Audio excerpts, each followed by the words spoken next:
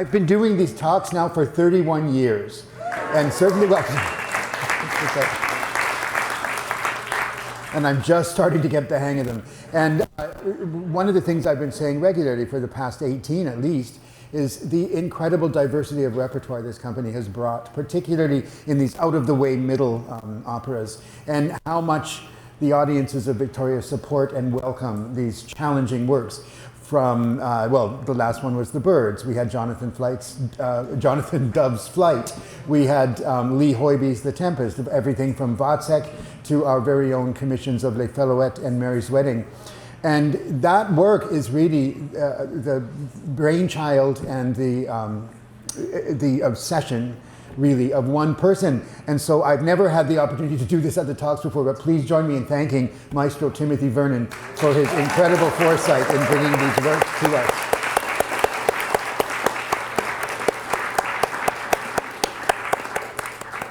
Thank you.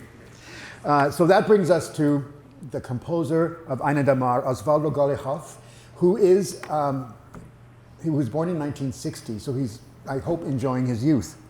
Now, he has the most incredibly varied background. He was born in Argentina of Jewish immigrants from Eastern Europe. And he himself talks about the wide variety of music he was exposed to, of culture, really.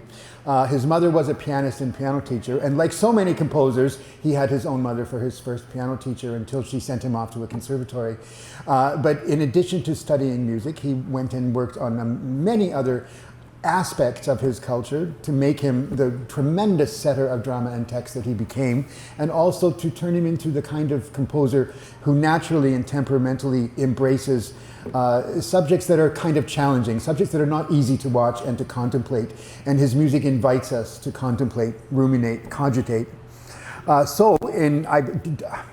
will say I'm not the only person in the room, I think I can say this. I have to get a bigger font because I have to keep on putting them on and taking them off. So in 1983, so he would have been in his early 20s, he moved to and then studied in Jerusalem.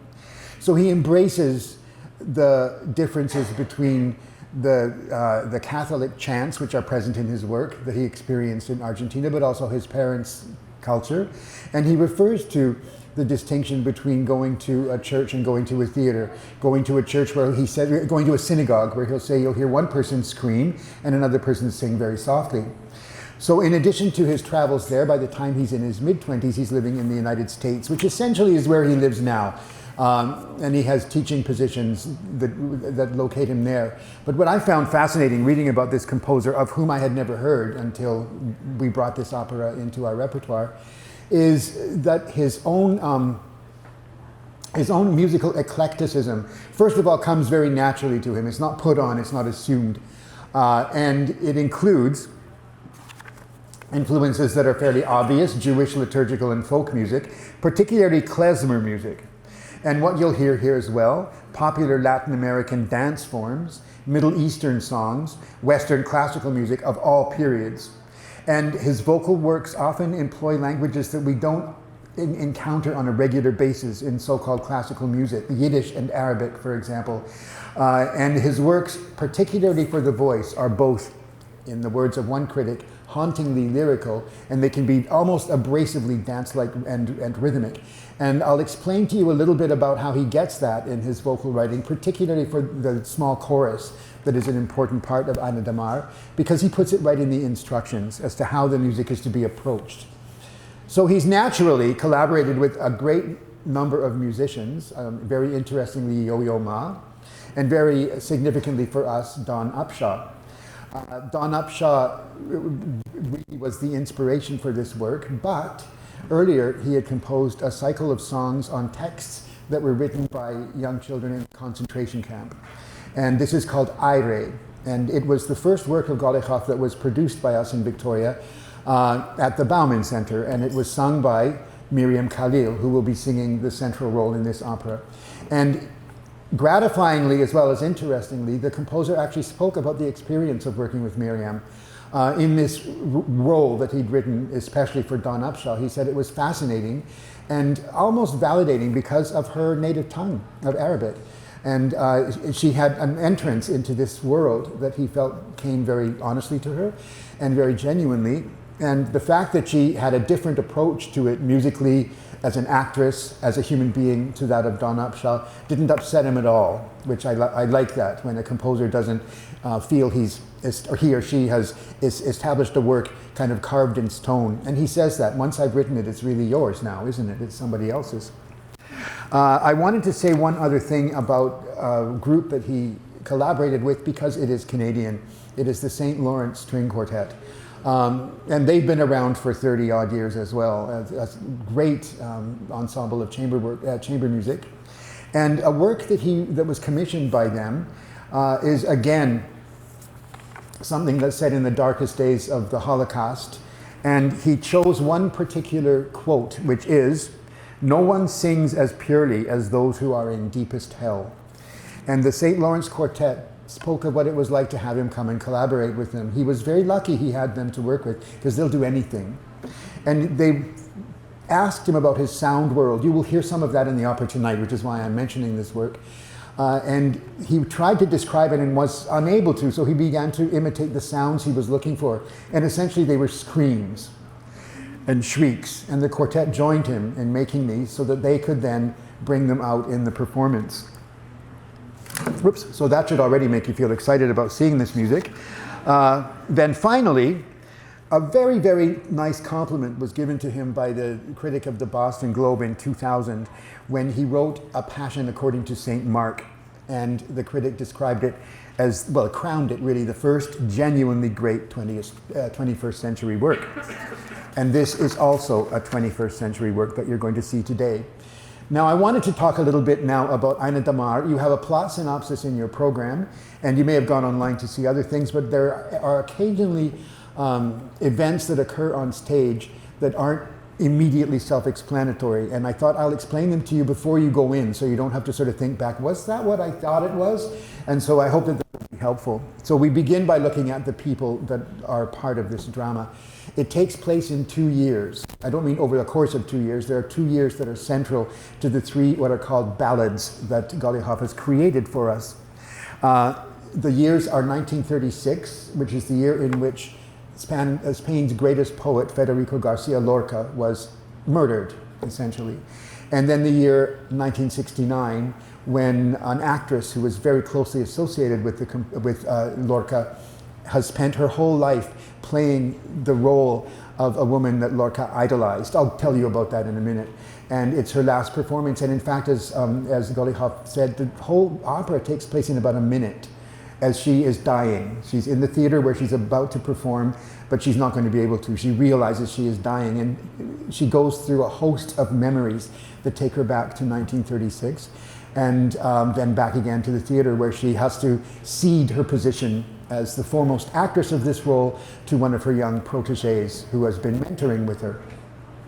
That in itself is already quite moving when that sort of thing happens, when a mantle is passed on to a younger artist in this way. But the woman's name is Margarita Xirgu. She was an actual person, and the role she is playing is that of Mariana Pineda. The play itself by Lorca was written in 1927. It wasn't his first play, but it was his first significant theatrical success. And so he always called it his first play, and why not? So Margarita Xirgu is the actress, waiting to go on. Her helpmates, including a young girl named Nuria, are preparing her. There's wigs, there's costumes, there's recollections of what she's about to do. There are sound effects, but I'll talk about the instrumentation after we've made it through some of the plot. And at some point she will become Mariana Pineda. And what happened to young Mariana? She was born, I believe, in 1805, and she was killed in 1831. She was killed because she refused to testify against her lover. She refused to identify him during a period of impending fascistic takeover. She was a liberal. And she also embroidered a flag with the motto of the liberal movement embroidered into it. And for that, she was condemned to death and executed by means of the garrote. And that is reenacted on the stage. So the woman playing Margarita, the aging actress, is also playing the young girl who's being executed as a flashback to 1836. As I said, that's not immediately apparent, but if you know about it beforehand, then you know right away what's happening. And it's all that much more profoundly touching. So I mentioned Nuria. This is a wonderful story that Golijov tells. He wasn't intending to create a trouser role, but he said a young singer contacted him and asked to audition for him. And she walked into the room and looked exactly like Lorca, he said. She even had his eyebrows. And so he just phoned his collaborators and said, look, I know we weren't considering this, but this young artist, this young female singer, has got to play the role of Lorca. And so the role became what we call today a trouser role. Now, a couple of things about that. It's not like Carabino, okay? For one thing, Lorca, as you remember Carabino, who you'll see in just a few short weeks back here at the Royal again, Carabino is obsessed with every lady that he comes across. Lorca was, if I can put it this way, as delicately as I can, more inclined towards members of the human race who had plumbing similar to his own. So although he was deeply affected by the whole story of Mariana, his family through the windows of their house could see her statue. He wasn't obsessed with her in any kind of sensual way, but he idolized her. And so he is presented in this play as somebody that knew Margarita Xirgu, the actress, and who idolized Mariana Pineda, the role. And so he comes on and off at various different times. And of course, he's existing in the memory of the dying actress. So if you can keep those things in the back of your mind, it does help following the plot a little bit more easily done. We also have a flamenco singer. And again, I'll get into this a bit more in a couple of minutes, talking about the instrumentation. We have never had this before. For that matter, we've never had an opera in Spanish presented by Pacific Opera before. We haven't had one that employs flamenco guitar and flamenco dance and flamenco singing. The flamenco singing is different from what we would expect from cultured opera singers. And the composer makes this very clear. He does not want the customary refinement of pronunciation. He wants the sound of the text to sound like street singing. And that includes the way we often taper off and shape the final notes of phrases. He wants no diminuendo. He wants the phrase sung openly, the way we might scream in the street. And he gets it from the flamenco singer and from the small number of female choristers who follow his instructions very laudably. You'll also hear projected and amplified speaking. This is meant to conjure up the idea of having speakers when we're about to experience a fascistic takeover, screeching dogma, so you can't escape it. You can't go into your house without hearing them. You'll hear some of those things reproduced on the stage as well. And there are sound effects which can be unsettling because they include gunshots. And it's very clear that there are executions happening, and you see some of them. Now, somebody asked me if this is upsetting. Of course it is, and it's meant to be upsetting. One of the things that's impossible not to reflect upon is how there has probably not been a year during the course of our human recorded history in which something like this has not been taking place somewhere in the world, if not many places in the world. So I just wanted to point those few things out to you. I wanted to actually read this.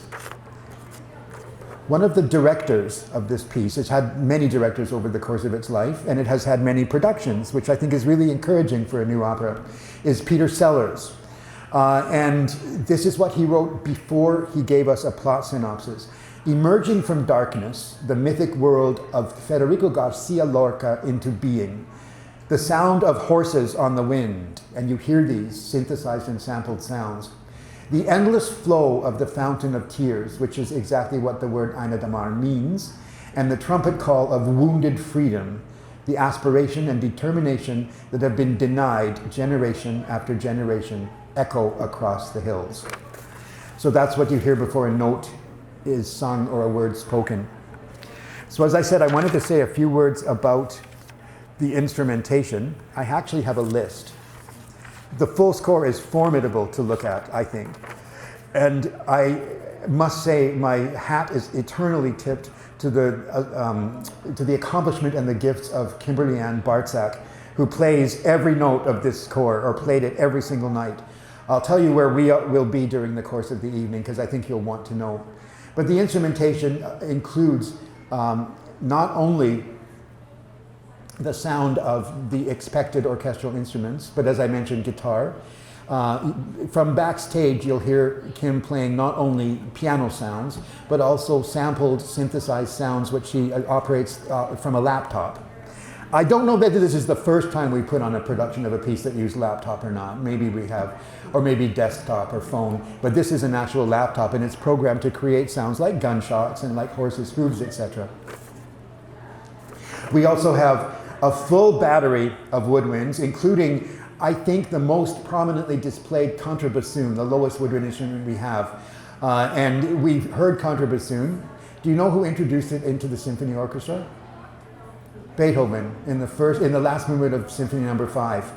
And so I suspect Osvaldo Golijov looked at the score, listened to Beethoven 5 for the 100th time, and then said to himself, I can do better than that with the contrabassoon. So we also have the usual battery of brass instruments, not so many as you'd think, but when we come to the percussion, that's where it goes crazy. You're going to hear percussion instruments you've never heard of before. They're in the program because I believe the percussionists are credited with playing of them, and we have some of them with us in the cage.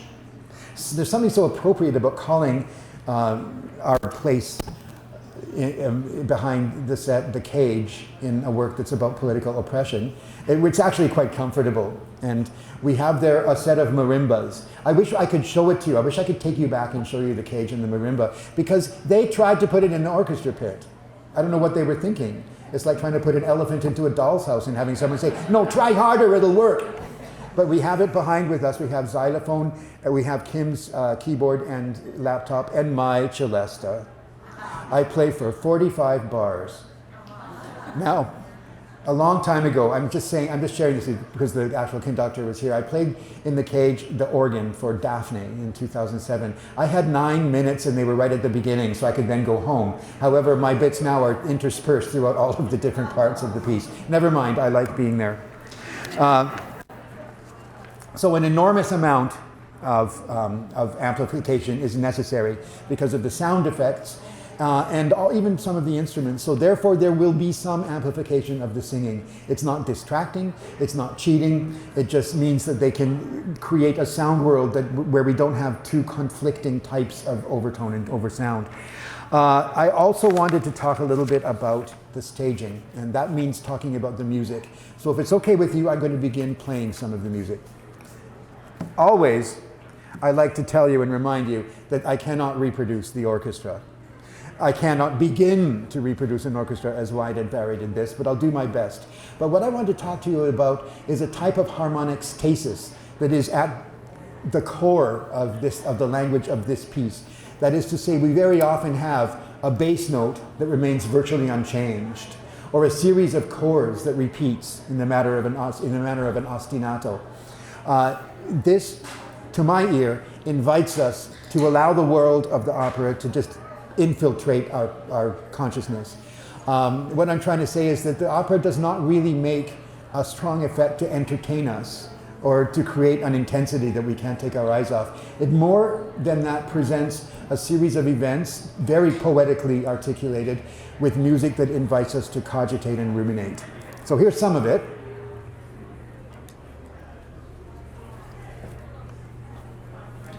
And this first part is what the ladies of the chorus will sing.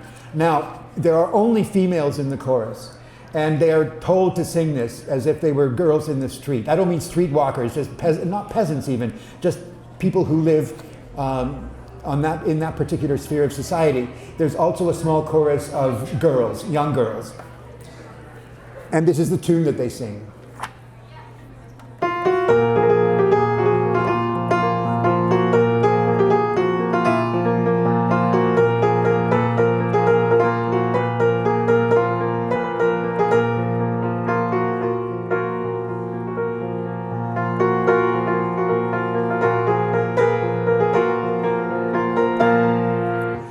all of which sounds like folk music. It identifies itself as music that untrained musicians would pick up through constant exposure to it, through their childhoods, through school, through their friends, through being out on the street. Also, I mentioned dance rhythms. I don't know whether Golijov was influenced by this. He almost certainly wasn't, considering where he was from and when he was born. But some of you might remember the 1950s, or at least what your parents told you that they were like. You remember in the 1950s and early 60s, there was a craze all across the United States and Canada for Latin American music. So we had anything from Rosemary Clooney, remember her? Come Up to My Place, and Mambo Italiano, Perry Como, and then the actual imports from South America like, I can't remember her name, Astrid Gilberto. So I don't know whether that's part of this, but he identifies a rumba, so I'm going to play you some of it. It's actually really cool. But I also want you to hear the chords that will be heard in the strings and in the chorus, which are asked, the girls of the chorus are asked to sing in a feline, sensual manner. Now you can't wait to get in that theater. You'll hear congas.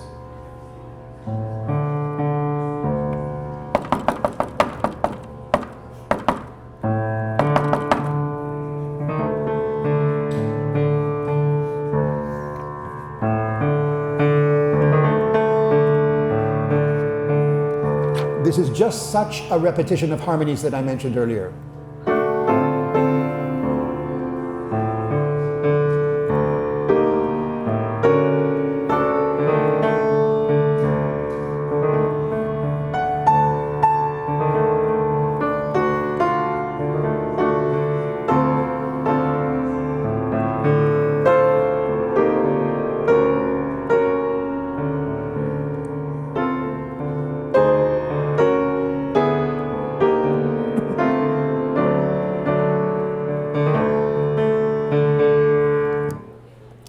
You will hear that again at the end, and I definitely want to talk to you about that. But that type of repetition of harmony, where we hear the same series of chords over and over again, is called an ostinato, after the Italian word or the Latin word for obstinate. But we also have that pedal tone. You wouldn't necessarily have been aware of it, but all the lowest notes were Ds.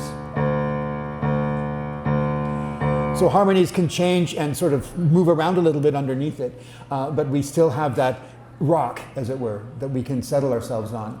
I want to play you the passage that the orchestra will play. It's phenomenal in the orchestra, and I can't even play all the notes exactly on the piano, just because you have to play the same notes, and on the piano you can't do that.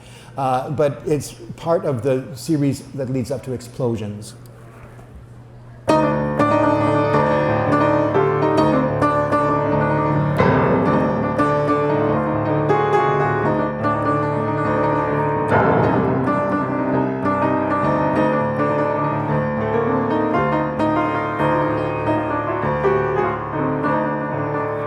And again, all those notes are like Ds.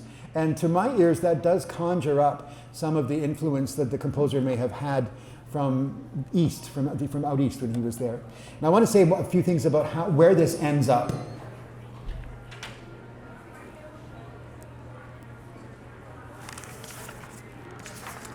I'm going to borrow again from Mr. Sellers. And this is the end of the whole piece. This is essentially the impending death of Margarita, the preparation for death. Don't leave without me telling you the significance of what you're going to see even before the show begins. You'll remind me, somebody. But I want to talk about the ending first because of what she sings. Margarita, as she's leaving, is singing, I think, about the ultimate triumph of light over darkness. And she says, "I am the source, the fountain from which you drink. I am freedom." And she sings it a number of times. You have to sing something like that a number of times for it to really sink into the people that are watching it and listening to it. At the beginning, we see some of the images that have been part of our heritage that include images from the Holocaust and the liberation of the prisoners of the Holocaust. You will see in the lobby and in the auditorium people walking around with suitcases. They will not make contact with you, don't talk to them, but it's getting you into this atmosphere of people who are now dispossessed. They're lost. They don't know. They don't have a home. And towards the end, the suitcases will become white suitcases. The people will be wearing white costumes, and they'll move, as it were, up onto the platform into the light. That can be them finding a home. One of the things that Golijov reminds us of is that in Spain, more than anywhere else, the dead and the no longer living and the living occupy the same territory. They're in the same place. The division is nowhere near as sharp as it is elsewhere. I always want to finish by quoting this composer because he says some very interesting things. One of them is the same thing that Arnold Schoenberg said about his work Pierre Lunaire. He said, I want people to walk out whistling a tune or two from this opera. So get ready.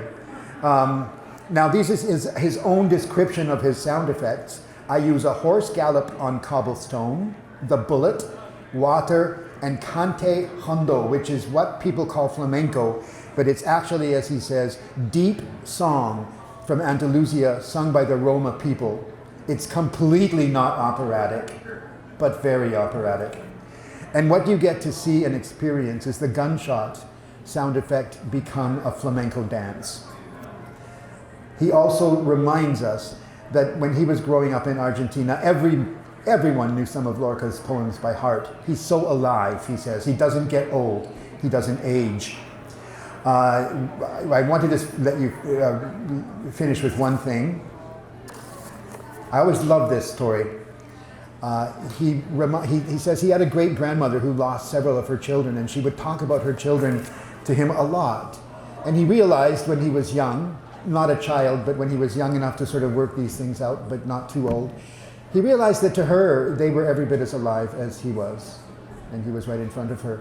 So that's what I think is helpful to keep in mind as you watch these people find their place in the light. Thank you very much. Not everybody can say, I've seen Ainadamar, so you will be able to. Thank you.